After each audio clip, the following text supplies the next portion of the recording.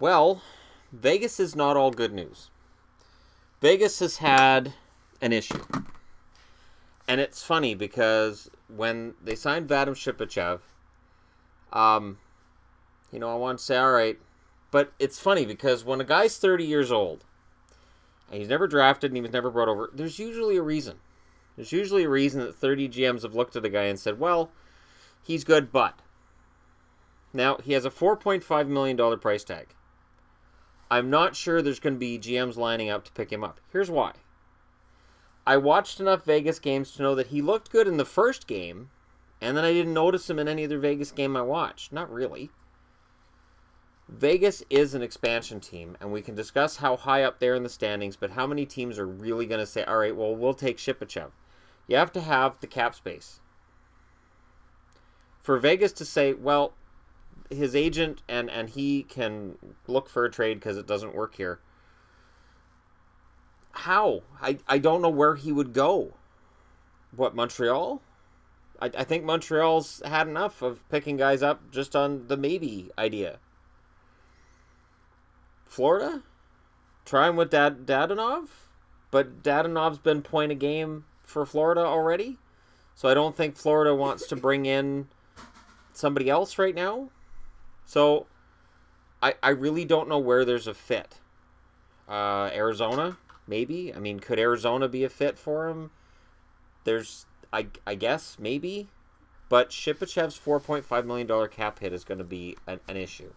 He has not shown that he can score at more than a 15-point a season clip, and he's 30 years of age.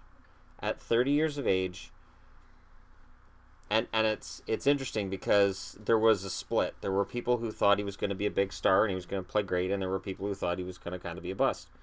And for me, it was a matter of, well, he's coming out of the KHL, he's 30 years of age, and we just don't know what we're getting. And I had hoped for Shipachyov because I wanted Vegas to do well. Now we're in this weird alternate reality where Vegas is doing really well. Shipachyov hasn't had to produce more than 1 point in that period of time. And now Vegas is ready to ditch him. Tuch is staying with the team, obviously. Theodore's still in their long-term plans, and Shipachyov's on his way out. So, for every time that I've wanted to say anything about George McPhee and how McPhee's running the team's proven me wrong. And players that he's ditched or hasn't picked have proven him right. He didn't pick Grubauer. We all said, oh, that was crazy not picking Grubauer. Grubauer's early numbers, pretty bad. And he picks up Shipachyov, but he picked up enough forwards that if Shipachyov didn't make it, it was fine, and that's what's happened. So I'm not sure Shipachyov goes anywhere. I think they'll find it out. They'll find it out somehow to get him back to the KHL. I think the most likely scenario would be that he finds an out from his contract. He's not going to report to the Chicago Wolves. He finds an out from his contract, goes back to the Continental Hockey League, and then ends up going and representing Russia at the Olympics. That to me is the most likely scenario. And it's funny because not every player can make the transition to smaller ice, just like not every North American player is suited to larger ice. And the example I always use is Evander Kane went over to the KHL during the last lockout and got cut. They said he was lazy, and they complained about a lot of things with him, and they cut him. So there's no guarantee. It's sort of like, and I hate to use a football analogy, but I will. There's players in the National Football League that say, all right, well, it's not working here. I'm going to go try the Canadian Football League because it's a smaller, it's a lesser league. And then they find out it's a completely different league. And they don't excel in the CFL. In fact, they fail. Andre Rison, and that's just one example of many. They come up from the States, they come up to Canada, they figure we're going to run roughshod over this league because it's just some bush league in Canada, and they can't play. The same thing happens going to KHL to NHL, NHL to KHL. It's a different game.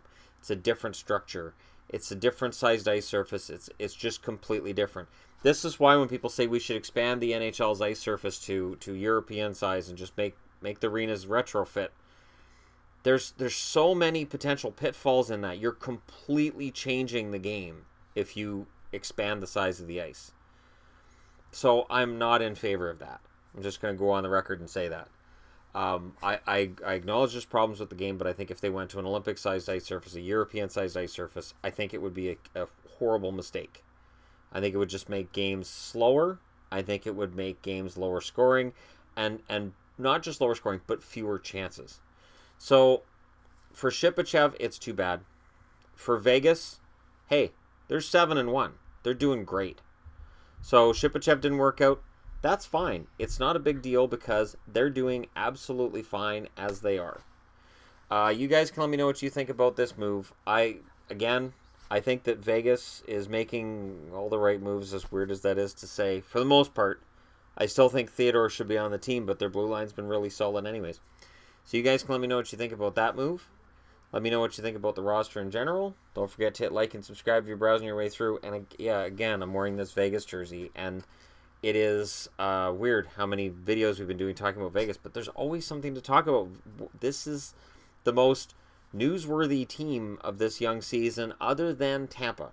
And I'm definitely going to be talking about Tampa as soon as probably tomorrow morning. I'll be doing a video on Tampa, their early start, and whether or not they can keep this up. How real is it? How realistic is it to expect them to keep up? Not this pace. They're not going to win 60 games this year. But how realistic is it that they're going to continue to just run away from their division and run away from the league? Could they do it? So I'll get into that tomorrow. But for today, for right now, talk to me about Vadim Shipachyov. Tell me how you feel. If you're a Vegas fan, I don't think you're going to notice he's not on the ice because he really wasn't that visible to me. That first game he was. Him and Tuck looked great. And then it just stopped. So, you know, it's probably for the best. And again, it's that $4.5 million cap hit for 2 years. It's no big deal to an expansion team. But to a team that's looking at potentially acquiring him, that's a lot of money. So let me know which team in the comment section below you think might want him. Who's going to take a flyer on him? Anybody. And remember, like, subscribe, buttons are your friends. I'll talk to you again soon.